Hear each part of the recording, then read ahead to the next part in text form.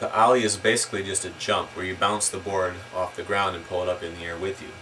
You want to set your feet up like this. Your front foot should be far enough forward that you have a wide stance and you're centered, and your back foot should be on the tip of the tail.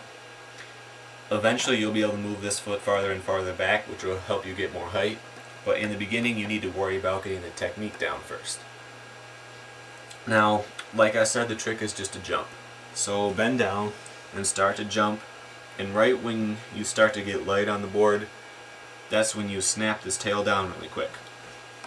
And what that means is that you push it down so that the board will bounce off the ground. And one mistake I see people always make when they first learn is that they just put all their weight down on this tail. It's not trying to push it down as hard as possible. It's about pushing it down quick to get it to bounce up in the air.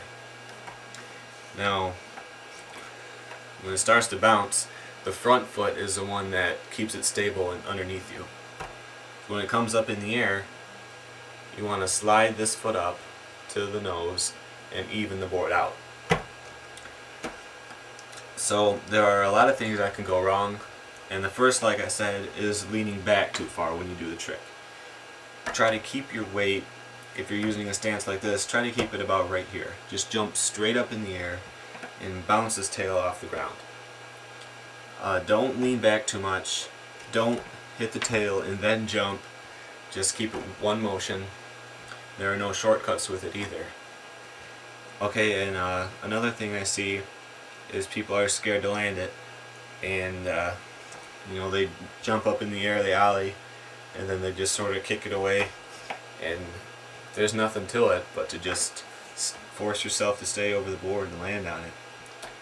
And this trick will probably take some time until you get used to it, but it's worth it. You really need to know it. It's a basic trick. And watch the slow-mo I have. I did them stationary so I can keep the camera nice and close, and dissect the movements I do and get out there and practice.